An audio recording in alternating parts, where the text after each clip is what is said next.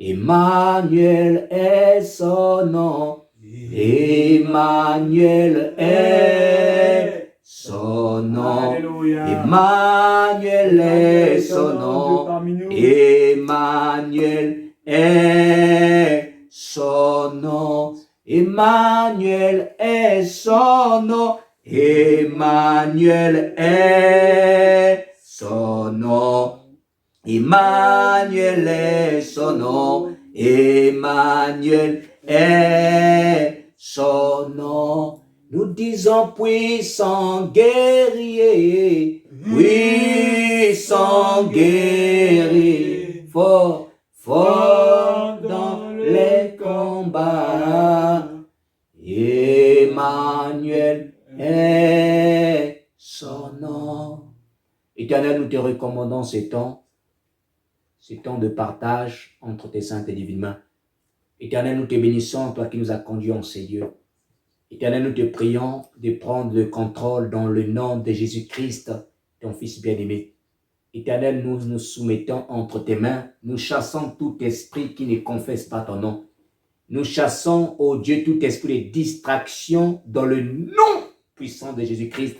Nous proclamons le règne de Christ en ces lieux. Nous proclamons la puissance de Dieu. Oh, il doit se manifester en ces lieux, papa. Nous chassons, ô Dieu tout-puissant, tout esprit d'incompréhension, tendre Père, au nom de Jésus. Nous prions que les oreilles spirituelles s'ouvrent, Père, afin que, et on doit ton peuple puisse recevoir quelque chose. Seigneur, je diminue afin que toi tu croisses, Seigneur, de tendre Père. Je diminue, ô tendre Père, afin que toi tu te manifestes. Viens encore, papa, prends le contrôle. Viens encore, Seigneur Jésus-Christ, Seigneur, te révéler. Tendre Père, mon âme te loue, mon âme te bénit. Je soumets ma bouche entre tes mains. Yahweh, prends le contrôle de toutes choses.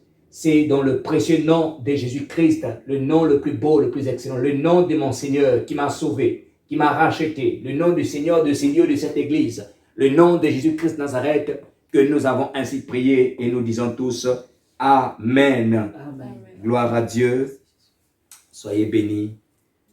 Alléluia. Alléluia. Dieu soit glorifié. Dieu soit élevé.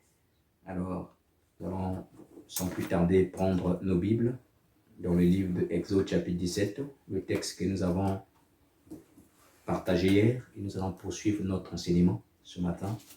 Alléluia. On va clôturer notre séminaire. Exode chapitre 17, à partir du verset 8. Il est écrit: Amalek vient combattre Israël à Rephidim. Alors Moïse dit à Josué: choisis-nous des hommes, sors et combat Amalek. Demain, je me tiendrai sous le sommet de la colline, la verge de Dieu dans ma main.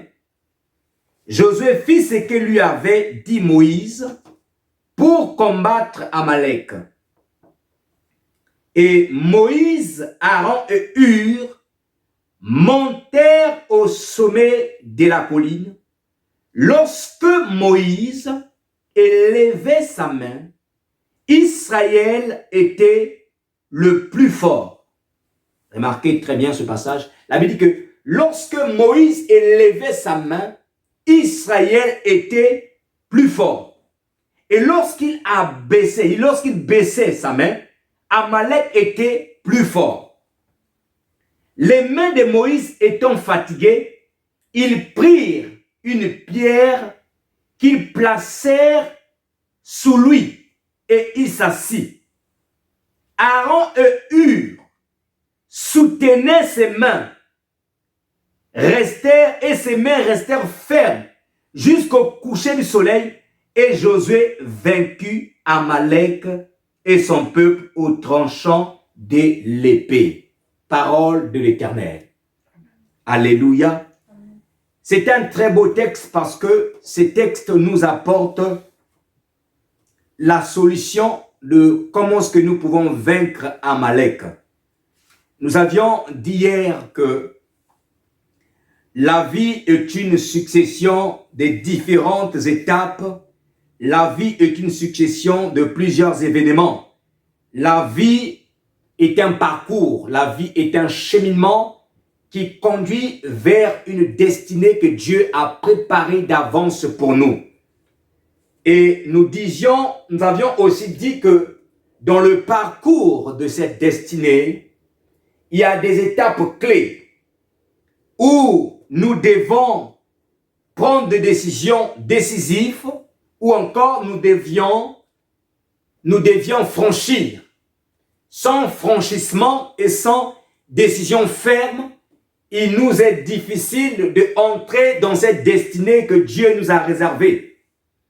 Nous sommes appelés en tant qu'enfants de Dieu à manifester Christ, à manifester la gloire de Dieu. Lorsque quelqu'un te voit, il doit voir Christ au travers de ta vie. Tu dois dégager, tu dois manifester Christ.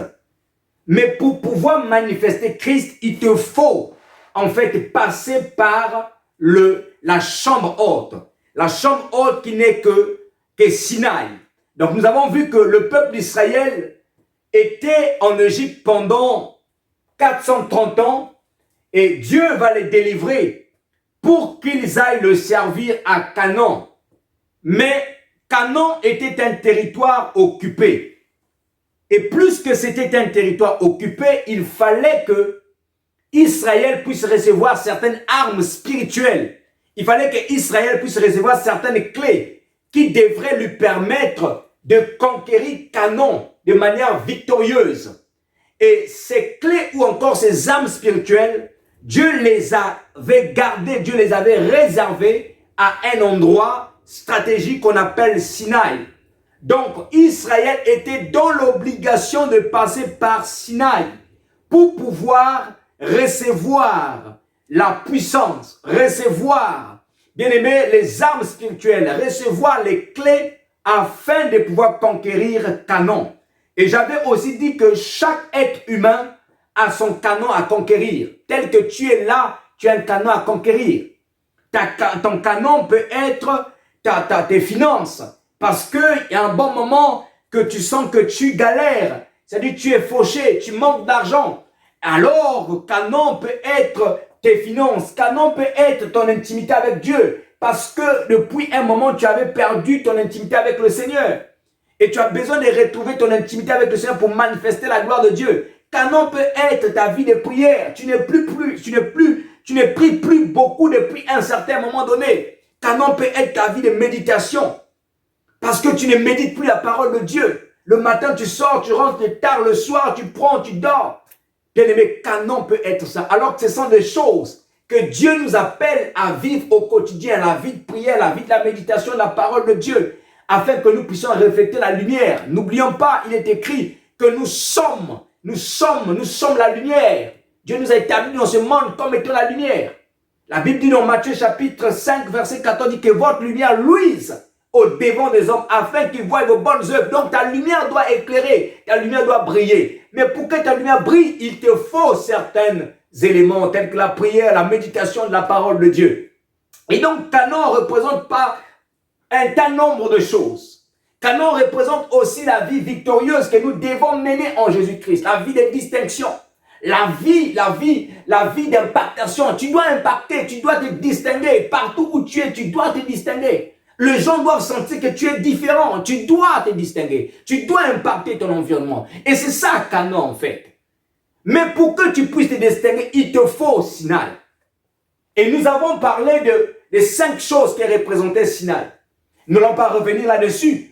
Mais ce qui nous intéresse, c'est que dans le parcours de ton Sinaï, dans le parcours de là où tu dois recevoir les clés, de là où tu dois recevoir les armes spirituelles, il peut y arriver qu'un ennemi s'élève contre toi.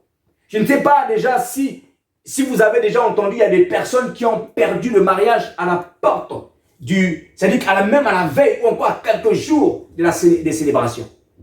Il y a un adage même qui dit que la bouteille se casse à l'entrée du village. Vous connaissez cet adage? La bouteille se casse à l'entrée du village. Et des fois, ça arrive comme ça. Des fois, quand tu es à l'entrée du village, tu es proche d'accomplir ton rêve. Tu es proche d'entrer dans ton business. Tu es proche d'entrer dans tes projets, dans ta bénédiction. C'est là que tout se casse. Pourquoi cela se casse? Des fois, parce que nous ne sommes pas vigilants dans la prière. Parce que nous ne sommes pas connectés à Dieu. Et le monde des ténèbres peut à tout moment jouer contre nous. Donc il faut, bien aimé dans le Seigneur, il faut être connecté à Dieu. Et donc Israël qui se dirigeait vers son Sinaï, qu'est-ce qui se passe? Il y a un ennemi qui s'élève contre Israël. Et cet ennemi s'appelle Amalek. Et nous avons vu hier que Amalek représentait, frères et sœurs, représentait la chair. La chair, je disais, est le premier ennemi qui combat les enfants de Dieu. La chair est le premier ennemi. Mais la chair, en fait, comme je disais, c'est une nature.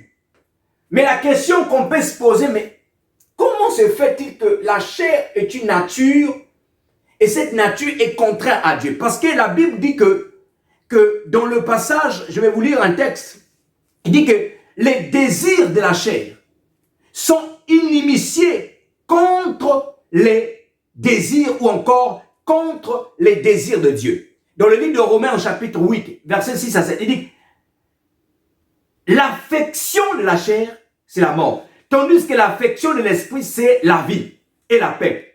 Car l'affection de la chair est inimitiée contre Dieu parce qu'elle ne se soumet pas à la loi de Dieu. Et qu'elle ne peut même pas. Or, ceux qui vivent selon la chair ne sauraient plaire à Dieu.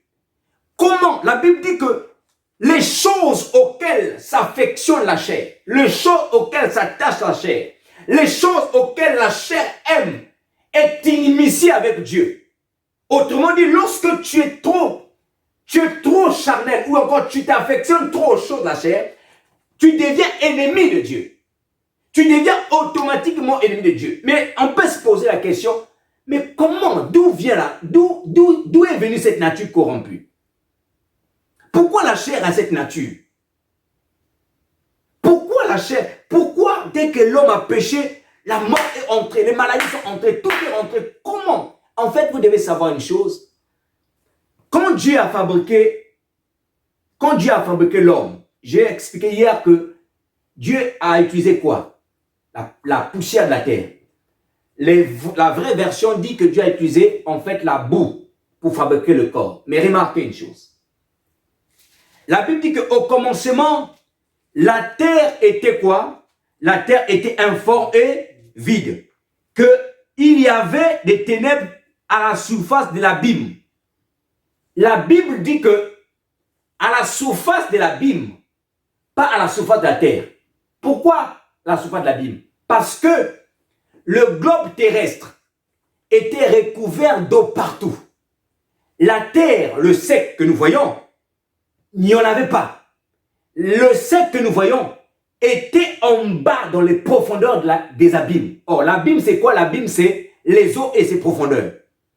Et il y avait des ténèbres. Mais comment se fait-il que Dieu, la Bible dit que Dieu est un Dieu des œuvres achevées. Mais comment cela est-il possible que Dieu a créé la terre étant informe et vide? Le mot hébreu dit tohu. Ça dit que la terre n'avait pas de forme, elle était inhabitable.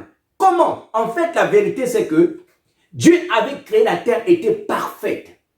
Mais, plus que Satan avait été précipité au ciel, il était corrompu. Il s'était corrompu. Et donc, lorsque Satan est descendu sur la terre, il a corrompu aussi le globe terrestre. Et tout à coup, en fait, le globe terrestre est devenu tohu, informe et vide. Le mot même que moi j'utiliserais, c'était la terre est devenue informe et vide à cause de la présence de Satan. Alors, quand Satan vient, Satan a deux quartiers généraux. Le premier quartier général se trouve au premier ciel. Le deuxième se trouve dans les abîmes, dans les profondeurs des eaux. Là où se trouvent tous les esprits marins que vous connaissez. Alors, quand Satan est descendu dans les abîmes, Satan a souillé ce qu'on appelle la terre. Il a souillé la terre. Maintenant, remarquez, la terre était souillée. Il était souillé par la présence de Satan. Et quand Dieu décide maintenant de former l'homme, la poussière de l'homme, qu'est-ce que Dieu va faire? Dieu va dire à la mer, mer, écarte-toi, éloigne-toi un peu, pour que le sec qui est en bas puisse paraître. Mais avant que Dieu fasse ce travail-là, Dieu a d'abord appelé le premier jour. La Bible dit que Dieu dit que la lumière soit et la lumière fit. Et Dieu vit que la lumière était bonne. En fait, la lumière du premier jour n'était pas la lumière du troisième ou le quatrième jour, le soleil. Ici, la lumière là, c'était la gloire de Dieu, la présence de Dieu. Parce que là où il y a la gloire de Dieu et la présence de Dieu, il y a la purification. Dieu vient purifier. Donc, la terre était souillée. Donc, Dieu pour s'en servir, parce que Dieu voulait servir, Dieu avait décidé maintenant d'étendre son extension. Parce que la terre, c'est l'extension du royaume de Dieu. C'est comme le roi de la reine d'Angleterre. Il n'y a pas que l'Angleterre. Si vous voyez la carte, vous allez voir qu'il y a l'Irlande qui est de l'autre côté, qui n'est pas trop collé avec l'Angleterre. Vous allez voir que par exemple, on va vous parler, l'Écosse. Bon, l'Écosse est collée, mais on vous parlera par exemple du Canada, ou encore on vous parlera pas la Nouvelle-Zélande, l'Australie. Vous voyez un peu. Tout ça, ça fait partie du royaume. Ça fait partie. Moi, j'ai été étonné quand j'étais au Canada. J'ai vu les pièces des monnaies, mais il y avait l'effigie de la reine d'Angleterre. C'est vrai ce sont des nations autonomes, mais ça fait partie du royaume, en fait. C'est-à-dire que c'est la reine qui commande tous ces royaumes-là. Ils sont autonomes, mais c'est la reine qui commande. Donc, Dieu a son trône au ciel, mais la terre fait partie de l'extension de son royaume. Et quand Dieu avait pris la décision d'utiliser maintenant la terre, et en nommant l'homme comme étant le chef de la terre, il fallait que Dieu puisse purifier la terre parce que la terre était corrompue par la présence du diable. Le sec qui était au bout, le sec était au contact de Satan, elle s'était corrompue. Donc quand Dieu dit que la terre se met sur un tas afin que le sec apparaisse, c'est pour que le sec entre en contact avec la gloire de Dieu et que le sec soit purifié. Et quand le sec est rentré en contact avec la gloire de Dieu, le sec a été purifié, la terre a été purifiée. Et à ce moment-là, Dieu s'est servi de cette terre-là pour fabriquer le corps humain.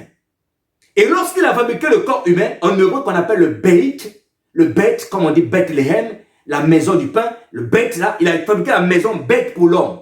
Et quand il fabrique beth, maintenant il va souffler. Il va prendre l'homme qu'il avait construit, il avait créé au ciel, dans l'Éden d'en haut. Il va le transférer dans le corps. L'homme, aussi longtemps qu'il était en connexion avec Dieu, la chair n'avait aucun pouvoir. Mais qu'est-ce qui s'est passé?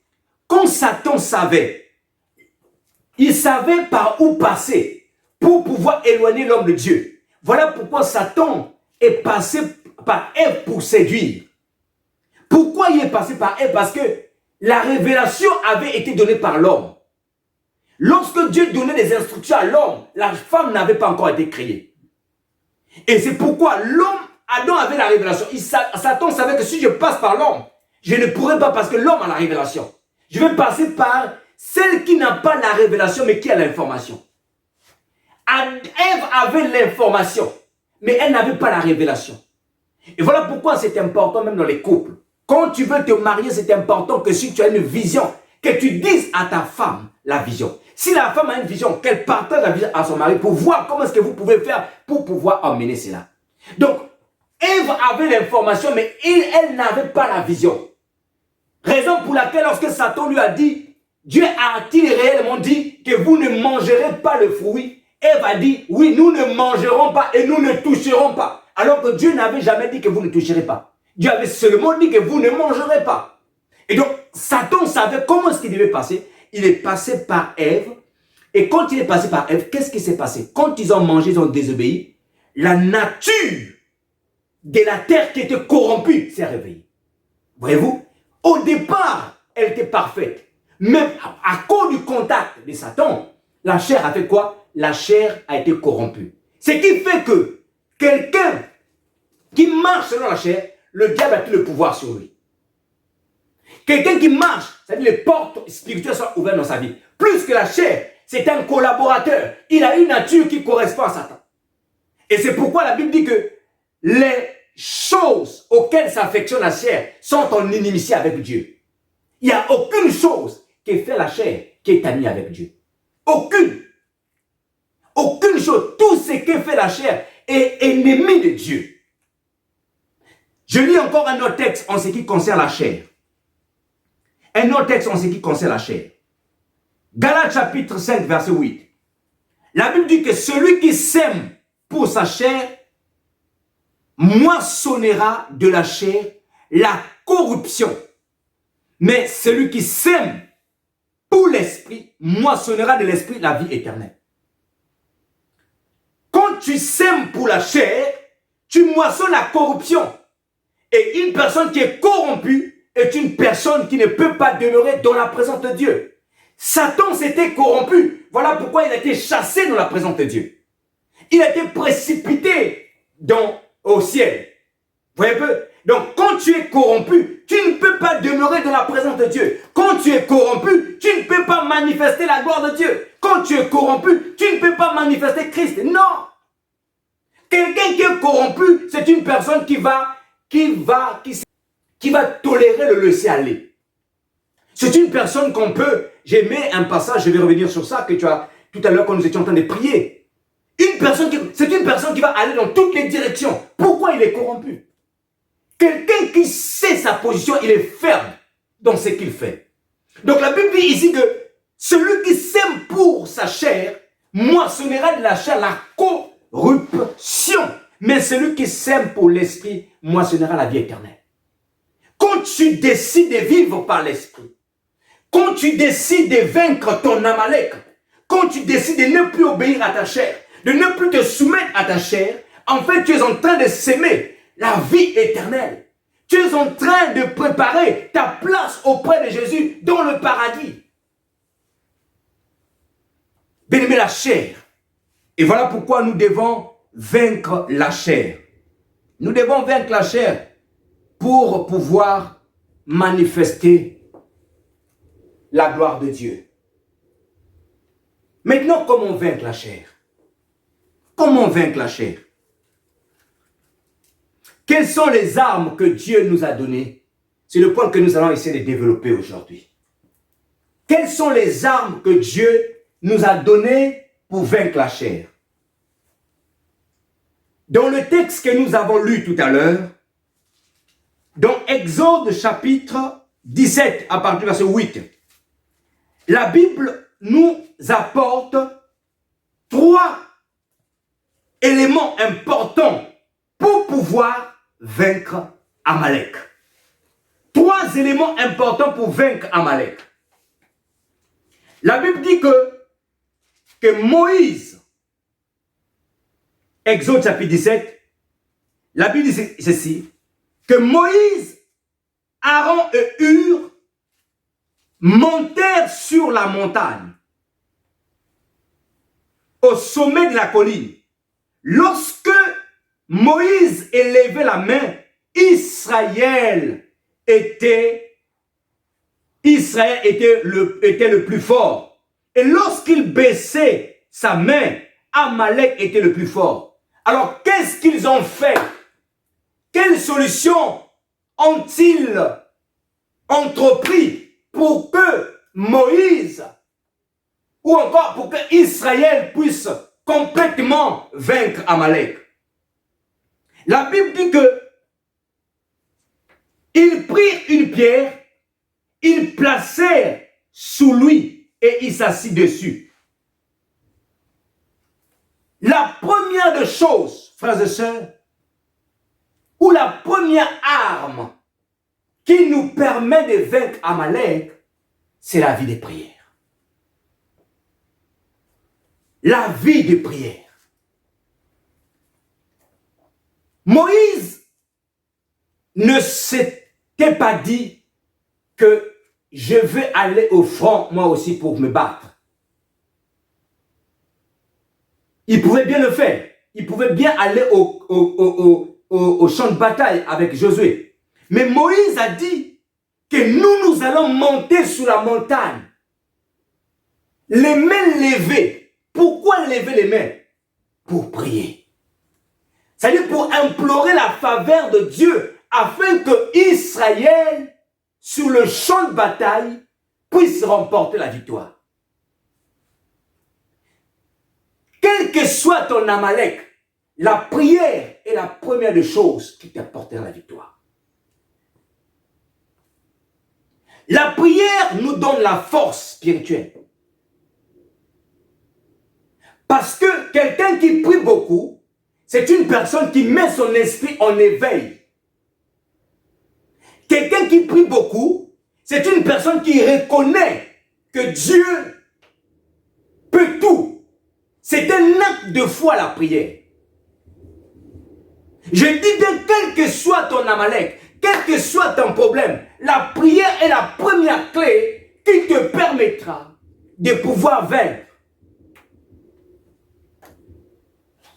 Maintenant, il ne s'agit pas de n'importe quel type de prière ou de n'importe quelle façon de prier.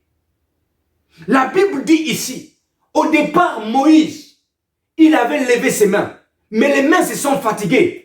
Et qu'est-ce qu'ils ont fait? Ils ont pris une pierre, ils ont mis au-dessus de Moïse, et Moïse est assis. Les prières efficaces qui te permettraient de vaincre ton Amalek, ce sont des prières qui sont faites sur la base de la parole de Dieu. Ce sont des prières qui s'appuient sur la parole de Dieu. Pas n'importe quelle façon de prier, pas n'importe quel type de prière. Parce qu'aujourd'hui, le mot prière est un mot vague. Si vous allez chez les bouddhistes, ils prient. Si vous allez chez, je ne sais pas dans quel type de branche ou encore dans quel mouvement, ils prient.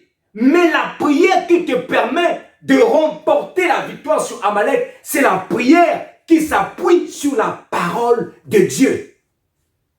C'est-à-dire que il faut prendre la parole qui concorde avec ta situation et proclamer cela dans la prière. Tu sens que tu as des liens. Je prends un exemple. Tu constates que tu as des liens. Il y a des choses bizarres, terribles qui t'arrivent. Tu dis que non, ce n'est pas normal. Ça doit être spirituel. Cherche dans la Bible les problèmes qui vont de pair avec ce que tu es en train de vivre. Je vais prendre un exemple. Tu es trop attiré, par exemple, vers les prophéties ou encore vers les visions. Tu aimes voir, en fait, tu es attiré par la vie qui consiste à voir, par exemple, à connaître les vies des gens dans le monde spirituel. Ça peut être un don de prophétie, ça peut être un don de vision, ça peut être quelque chose. Mais tu sens que non, mais en même temps, tu es en train de rêver. Tu te retrouves, par exemple, au milieu de la mer, tu te retrouves dans des endroits bizarres, dans les maisons des féticheurs. Et là, en fait, ça veut dire quoi? Ça veut dire que on est en train de vouloir t'initier à quelque chose de spirituel, mais qui n'est pas de Dieu. Alors, qu'est-ce que tu peux faire? Tu peux chercher dans la Bible. Quels sont les passages qui vont de pair avec? Et qu'est-ce qu'ils ont fait? La Bible dit que lorsque Paul est arrivé dans une ville appelée Philippe, il y avait une femme qui était possédée d'un esprit de python et qui voyait les choses, qui disait que ces hommes ne sont pas des hommes, sont des hommes de Dieu. Et Paul, par discernement, quand il a compris que c'était l'esprit, il a chassé. Et toi, quand tu comprends cela, tu peux utiliser le passage. C'est pas pour dire, Seigneur, Paul a chassé cet esprit, au nom de Jésus, je chasse. En fait, il faut utiliser un passage qui va de pair avec la situation que tu es en train de vivre. Il faut que ta prière s'appuie sur la parole de Dieu. Quand tu sens que, par exemple, il y a des liens impurs, tu cours derrière les femmes, tu cours derrière les hommes, tu ne comprends pas. Il y a un esprit impur qui est là. Mais il faut que tu cherches dans la Bible des passages où on a chassé des esprits impurs. Pour que tu prends ces passages-là, tu lises dans la prière. Tu chasses au nom de Jésus-Christ. Quand tu as besoin de guérison, tu cherches des passages de la Bible où on a parlé de guérison, tu rappelles à Dieu, Seigneur, tu as guéri, Seigneur, tu as fait ceci. Tu t'appuies sur la parole afin que ta prière soit puissante. La Bible dit que tu ne commettras point d'adultère. Mais si tu es un homme marié, tu sens que tu es attiré par d'autres femmes mariées ou par d'autres hommes mariés ou encore par d'autres femmes à l'extérieur. Tu dis, Seigneur, ta parole dit, tu ne commettras point d'adultère. Je chasse l'esprit d'adultère. Tu t'appuies sur la parole de Dieu pour pouvoir prier. La prière efficace qui te permet de vaincre ton Amalek, c'est la prière qui s'appuie sur la parole de Dieu. La parole de Dieu. Pas des prières où tu t'achètes des livres de prières, je ne sais pas. La parole de Dieu, c'est ça qui va te donner la force. L'erreur à ne jamais commettre, c'est de vouloir s'appuyer sur sa sagesse. L'erreur à ne jamais commettre, c'est de chercher à s'appuyer sur son intelligence. Souvenez-vous, Dieu a dit à Zorobabel, ce n'est ni par ta force, ce n'est ni par ton intelligence, mais c'est par mon esprit. C'est par mon esprit. Proverbe chapitre 3, versets 5 à 6. La Bible dit, confie-toi en l'Éternel de tout ton cœur. Ne t'appuie pas sur ta sagesse. Reconnais-le dans toutes tes voies et il aplanira tes sentiers. La Bible dit ici, confie-toi en l'Éternel. Dans ce passage, il y a deux exhortations importantes. La première, c'est la mise en garde. Et la deuxième, c'est la promesse. La mise en garde, ici, c'est quoi? La Bible dit que ne t'appuie pas sur ta sagesse. Si tu veux vaincre Amalek, ne t'appuie pas sur tes forces. Appuie-toi sur l'Éternel. Prie en te focalisant sur la parole de Dieu. Ne t'appuie pas. Et la promesse, c'est quoi? Lorsque tu t'appuies sur l'Éternel, la Bible dit qu'il aplanira tes sentiers. Amen. Il aplanira tes sentiers. Lorsque tu dis, Seigneur, c'est sur toi que je m'appuie. Oh, ce défaut-là, je ne veux plus être rempli d'animosité. Je ne veux plus, Seigneur Jésus-Christ, rempli de pensées de malveillance. Je ne veux plus les murmures. Je ne veux plus calomnier. Quand tu t'appuies sur l'Éternel, il va aplanir tes sentiers. Il va éloigner ces choses-là. Bien aimé, la première des choses à faire, c'est ça. La prière. Il faut monter sur la montagne de la prière. Il faut monter sur la montagne de la prière. Rentre au-dedans de toi. Fais une rétrospective. Une introspection de ta propre vie. Regarde quelles sont les choses qui ne glorifient pas Dieu. Commence à citer ces choses dans la prière. Il faut que ta prière soit précise. La Bible dit que nous demandons, nous ne recevons pas parce que nous demandons mal. Oui, nous demandons mal. Nous ne savions pas. Parfois, on demande pour satisfaire à notre ego, à notre chair. Mais il faut que notre prière soit précise. Il faut qu'elle se base sur la parole de Dieu. Sinon, je veux te plaire. Sinon, je veux refléter Christ. Je veux manifester la gloire de Dieu. Je veux vivre la gloire de Dieu. Seigneur, je refuse ces choses-là qui ne glorifient pas ton nom dans ma vie. Deuxième des choses, ou deuxième arme que Dieu a donnée pour vaincre Amalek. La Bible dit que Moïse n'était pas monté seul sur la montagne. Il est monté avec deux autres personnes. Alléluia. Il est monté avec deux autres personnes. Il est monté avec Aaron et avec Hur. Aaron et Hur, nous allons découvrir que leur nom ou leur présence ont une grande importance. Leur présence va nous révéler aussi les armes qu'il faut utiliser pour vaincre Amalek. Et nous allons commencer tout d'abord par Aaron. Aaron, son nom veut dire éclairer. Son nom veut dire haut placé. Le nom de Aaron. Haut placé, éclairé. Or, sur le plan spirituel, une personne qui est haut placée, une personne qui est éclairée, c'est une personne non seulement qui a la révélation de Dieu, mais c'est une personne qui a bâti une alliance avec Dieu. La Bible nous apprend que lorsque Jésus est mort, Dieu l'a souverainement élevé au-dessus de toute domination. Pourquoi Jésus l'a placé si haut? Parce que Jésus avait une alliance avec Dieu et il était la révélation de Dieu pour le peuple, pour les nations. Donc, haut placé, éclairé, veut simplement dire la révélation de Dieu. Donc, la deuxième arme qui te permet de vaincre Amalek, c'est la révélation de Dieu. Il faut avoir la révélation de Dieu. Le mot révélé vient du grec qu'on appelle apokalypsos, Ça veut dire ôter le voile. Ça veut dire mettre à découvert ce qui était caché. En d'autres termes, la révélation de Dieu, c'est connaître Dieu, non pas de manière théorique, mais c'est connaître Dieu de manière pratique. C'est avoir une révélation, une expérience personnelle avec Dieu. Et c'est ça qui te permettrait de vaincre Amalek. C'est ça. Beaucoup de gens connaissent Dieu, mais sur le plan informationnel, de manière informationnelle. Beaucoup de gens connaissent Dieu parce qu'ils ont seulement entendu parler de Dieu. Mais très peu de personnes connaissent Dieu de manière révélationnelle. Très peu de personnes connaissent Dieu par la foi.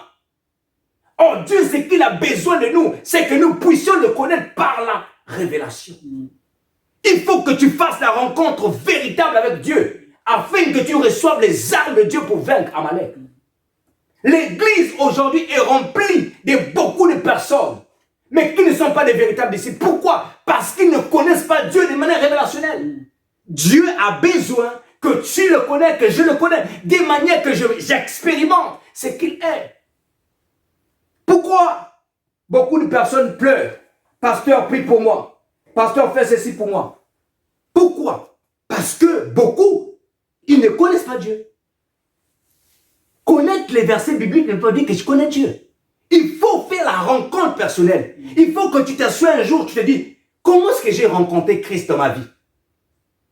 Tu peux grandir dans l'église. Parce que vous savez que rester à un endroit pendant longtemps vous permet d'avoir le langage de cet endroit-là. Vous êtes d'accord avec moi? Même si tu n'es pas très intelligent, si on te laisse dans un atelier d'informatique, tu vois les gens dépanner les ordinateurs. Au fur et à mesure, tu vas commencer à comprendre. Ça, c'est un disque dur. Ça, c'est la RAM. Ça, c'est la carte mère. Tu vas commencer à agir comme eux.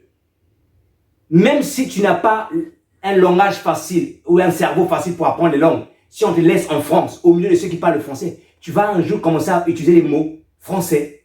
Tu vas commencer à comprendre. C'est comme ça. Il y a des gens qui ont grandi dans l'église, qui ont le langage des chrétiens, mais qui n'ont pas la rencontre personnelle, qui n'ont pas la révélation de Christ dans leur cœur. Il y a une différence. Venir à l'église, écouter la parole de Dieu, ne fait pas de toi quelqu'un qui a la rencontre personnelle avec Dieu.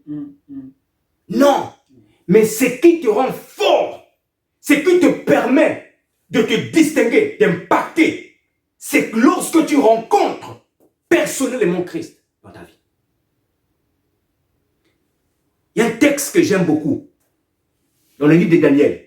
Daniel chapitre 11, verset 32. Est-ce que quelqu'un peut me le lire rapidement? Daniel chapitre 11, verset 32. Daniel 11, verset 32. Daniel 11.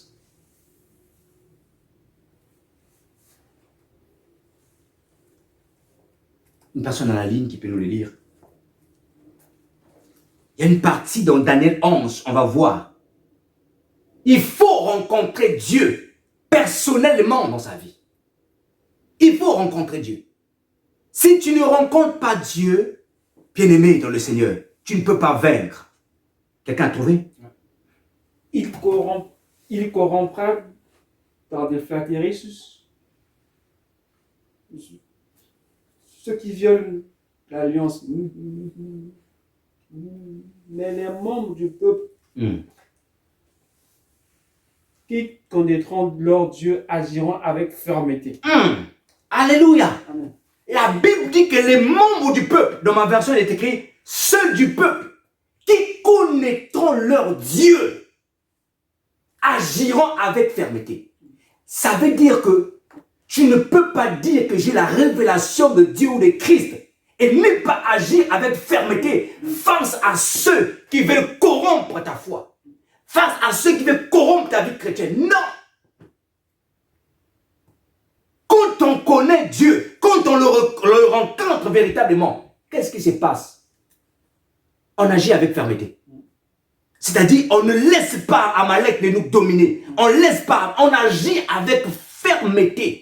Voilà pourquoi, hier, je vous ai donné l'exemple de Saoul.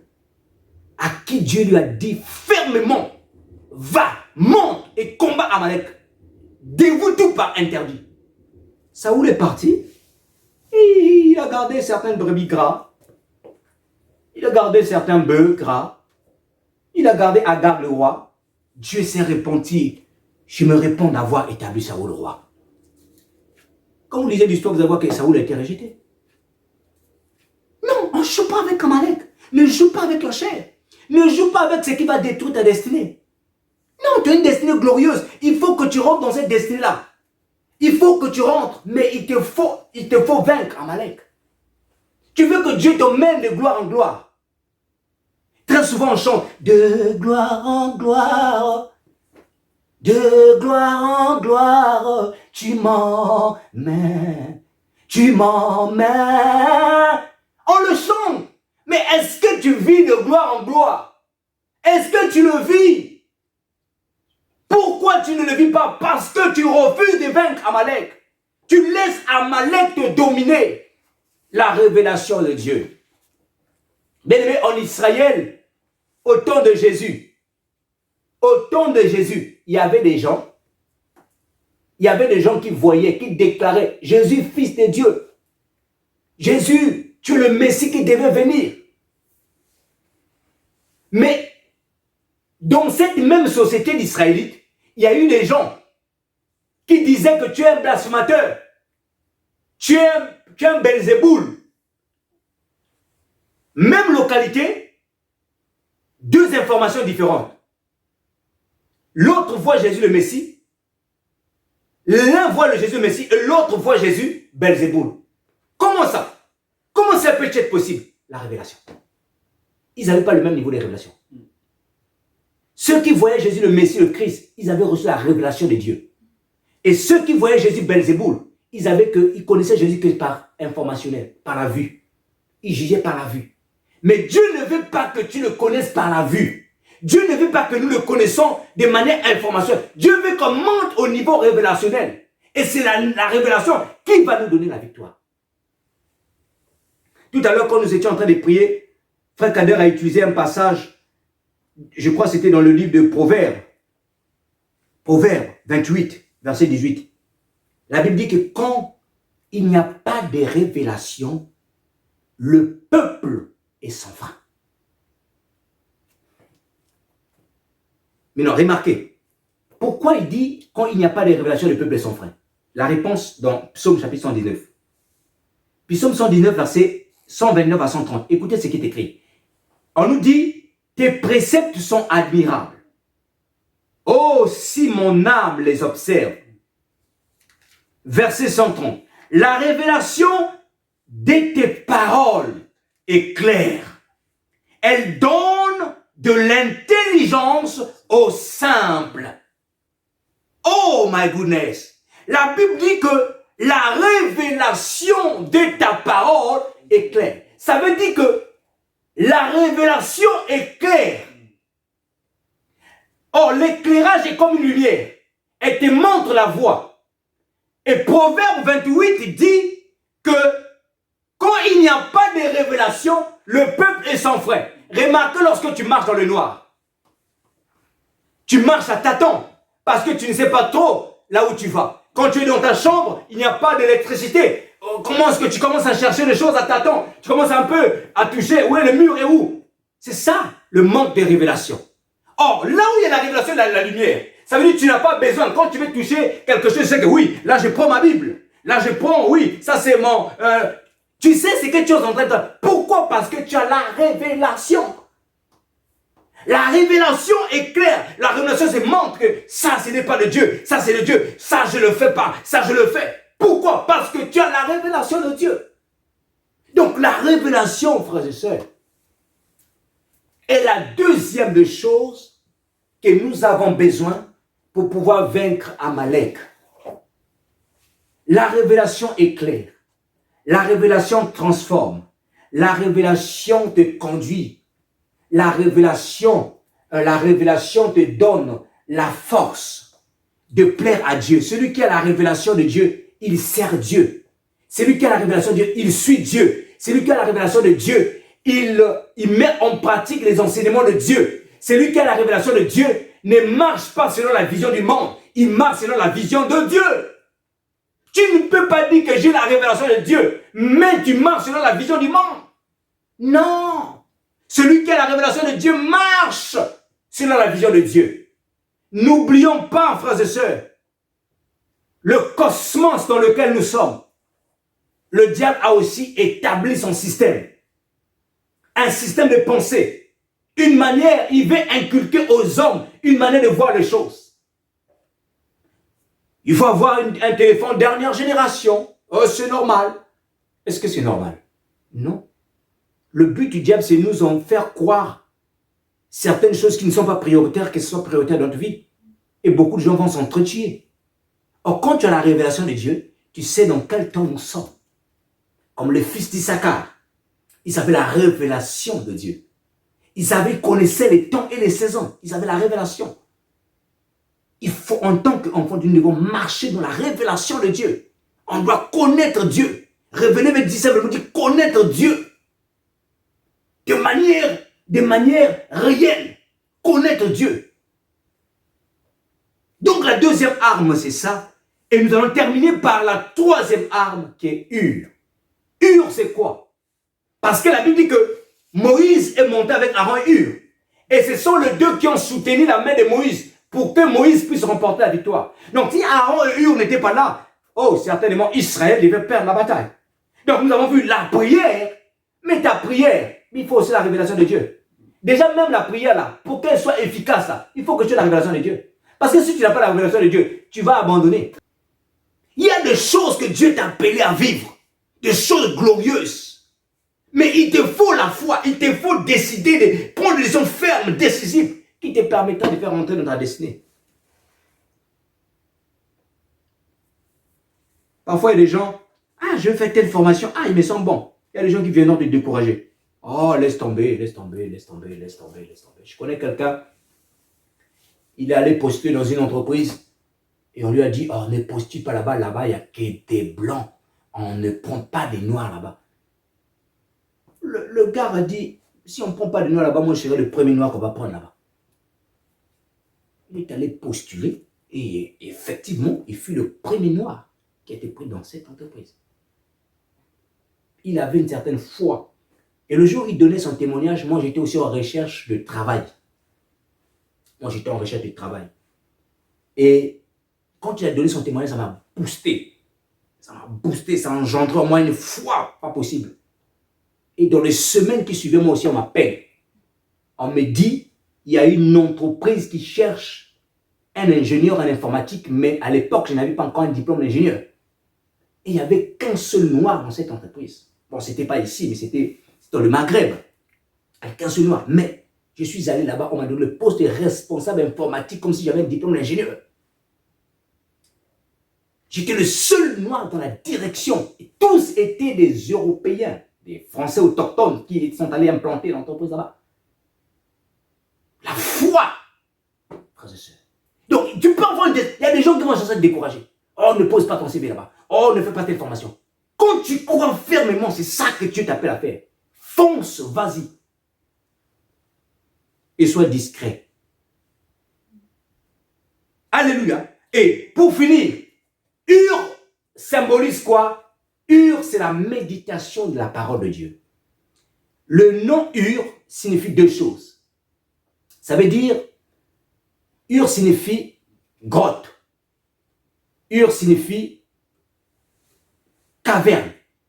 Hur signifie blancheur. Alors, le nom de Hur, la première signification de Hur, la caverne, quand on parle des cavernes, ça nous renvoie en fait à un lieu de méditation. Vous voyez, une caverne, généralement à l'époque, les gens allaient souvent se recueillir dans les cavernes. Parfois se cacher pour fuir l'ennemi dans les cavernes. Donc en fait, la caverne nous renvoie l'image de la méditation de la parole de Dieu. Alors, mais cependant, le nom de Hur ne veut pas seulement dire caverne, ça veut dire aussi blancheur. Or, la blancheur nous renvoie l'image de l'innocence, de la liberté. Jean au chapitre 8, verset 32 dit, « Vous connaîtrez la vérité et la vérité vous affranchira. » Ça veut dire quoi? Lorsque tu médites la parole de Dieu, la parole de Dieu t'amène à une certaine connaissance de la vérité. Dans ce livre, il y a plusieurs vérités. Mais si tu ne médites pas ce livre, tu ne découvriras pas la vérité qui est là. Et quand tu le médites, tu découvres la vérité. Et quand tu découvres la vérité t'emmène à la liberté. Est-ce que je me fais comprendre? Les gens te combattent la nuit. Tu ne dors pas bien. Tu es un enfant de Dieu. La Bible dit que vous dormirez sans crainte. Que celui qui garde Israël ne donne le sommeil. Tu connais la vérité de la parole qui dit vous dormirez sans crainte. Alors qu'est-ce que tu vas te dire? Tu prends position de la prière. Tu déclares des choses. Je proclame que mon sommeil soit un sommeil paisible et agréable. Même s'il continue à venir t'embêter, tu continues à le proclamer jusqu'à ce que ce soit vraiment ancré dans ton esprit. Et quand c'est ancré dans ton esprit, tu vas voir que quand il va venir la nuit là, tu auras la possibilité de les chasser. Pourquoi? Parce que tu as déjà programmé ton âme à les combattre, à proclamer cette parole. Quand tu lis la parole, tu découvres la connaissance de la vérité. Et la connaissance de la vérité t'emmène à la liberté. C'est la méditation de la parole. Méditer est différent de lire. Méditer, tu prends le temps de chercher, le temps de scruter. Voilà pourquoi Dieu a dit à Josué, il n'a pas dit à Josué de lire. Quelles sont les clés que Dieu a données à Josué pour connaître le succès et la réussite? Qu'est-ce qu'il a dit à Josué? Qui connaît ce passage-là? Que ce livre de la loi, que ce livre de ta bouche, médite-le. Est-ce qu'il a dit lis? Non, lis, tu peux lire quelque chose, mais sans vraiment entrer en profondeur de ce que ces choses veulent dire. Quand tu lis un journal, des fois tu es vite fait dans le train là, tu lis un peu, bon, ce qui t'intéresse, voir un peu, bon, quelle est l'actualité du jour, qu'est-ce qu'ils ont dit un peu. Mais est-ce que tu prends le temps parfois de te dire, ce mot-là, qu'est-ce que ça veut dire? Tu n'as pas le temps à ça. Mais la Bible ne doit pas être lue comme nous lisons le journal. Voilà pourquoi Dieu a dit que ce livre de la loi ne s'éloigne point de ta bouche. Médite-le. C'est-à-dire que, médite-le une seule fois. jour et nuit. Jour et nuit. Jour et nuit. Combien de personnes ouvrent la Bible que le dimanche? Et surtout quand on nous a donné les Bibles électroniques aujourd'hui là. Même les Bibles électroniques, on n'ouvre même pas. On l'ouvre même pas. Oh. Pourquoi? Alors que c'est là le trésor. Alors, remarquez une chose. Un point important. L'Éternel dit à Moïse, à Josué, de méditer. Mais il ne s'arrête pas à méditer. Il ajoute, il dit, pour agir fidèlement selon ce qui est écrit. Ça veut dire que quand tu prends le temps de scruter la parole, aie pitié de moi, oh Dieu, car tes hommes me harcèlent tous les jours. Tu t'arrêtes à un moment donné. Aie pitié de moi. Et tu vas chercher un autre. Pourquoi les gens me harcèlent? Peut-être il y a un Amalek dans ma vie. Peut-être. Pour agir fidèlement. Ça veut dire quand tu découvres la vérité, tu dois appliquer cette vérité-là. Et quand tu appliques cette vérité, c'est là que tu as le succès. C'est là que tu as la réussite. Quand tu appliques la vérité, c'est là que tu décideras à dire, Amalek, je ne veux pas de toi, oh, tu quittes ma vie, Amalek. Lâche tomber, lâche prise ma vie, Amalek. Je ne veux pas de toi. Calomnie, je ne veux pas de toi. Médisance, je ne veux pas de toi. Lâche ma vie. Colère, je ne veux pas de toi. Haine, jalousie, je ne veux pas de toi. Lâche ma vie. C'est quand tu appliques. Mais si tu n'appliques pas selon ce qui est écrit, ça veut dire que tu auras la lettre morte. Tu as la connaissance de ce qui est écrit, mais tu n'appliques pas. Tu n'appliques pas. Ça veut dire que la parole n'aura aucun effet dans ta vie. Tu seras rempli de beaucoup de versets, mais ces versets ne te serviront à rien. Donc, première arme pour vaincre Amalek, on va terminer là. Première arme, c'est quoi? La prière, deuxième arme. La révélation, la troisième arme. La méditation de la parole. Amen. La méditation de la parole. La prière. La révélation de Dieu. Et la méditation de la parole de Dieu. Voici trois armes que Dieu nous donne pour vaincre Amalek. Pour vaincre Amalek. Afin que nous manifestons la gloire de Dieu. Afin que nous manifestons la gloire de Dieu. Si tu ne vaincres pas Amalek, tu ne pourras pas manifester la gloire de Dieu. Tu ne pourras même pas entrer dans ta gloire. La Bible dit tous ont péché. C'est-à-dire que tous ont collaboré avec Amalek et ont été privés de la gloire de Dieu. Si tu collabores avec Amalek, tu seras privé de la gloire. Saoul a perdu la royauté parce qu'il a voulu collaborer avec Amalek, parce qu'il n'a pas voulu dévouer tout par interdit. Il faut tout dévouer par interdit. Alléluia. Il faut tout dévouer par interdit. Alléluia. Gloire à Dieu. Bien-aimés, voilà un peu là où nous atterrissons. Je prie que cela soit ton cas, que tu puisses avoir une vie de prière, que tu puisses avoir la révélation de Dieu, que tu puisses avoir l'esprit ou l'habitude de méditer la parole. Je prie que Dieu t'accorde cette grâce au nom de Jésus-Christ.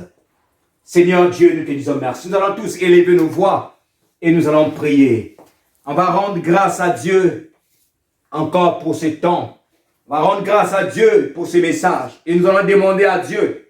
Nous avions déjà prié tout à l'heure pour la révélation. J'ai béni le Seigneur parce que notre bien-aimé, le frère Kader, était connecté. Il était connecté. Alléluia. Et c'est comme ça que Dieu confirme sa parole. Nous avons prié tout à l'heure pour la révélation. Mais on va prier maintenant. Que Dieu fasse de nous des hommes et des femmes de prière. Que Dieu nous accorde la grâce de pouvoir méditer sa parole. Tu as 30 minutes de transport pour aller au travail. Mais les 30 minutes là, ne dors pas forcément seulement, mais aussi prends le temps où tu décides par exemple, je vais commencer par Matthieu, ou je vais commencer par les épîtres, ou par les actes des apôtres. Commence, décide, et ainsi de suite. Tu découvriras des choses qui te fera énormément de bien pour ta vie, pour ton âme. Élevons nos voix et prions. Alléluia. Seigneur Dieu Tout-Puissant, nous te prions, tendre Père.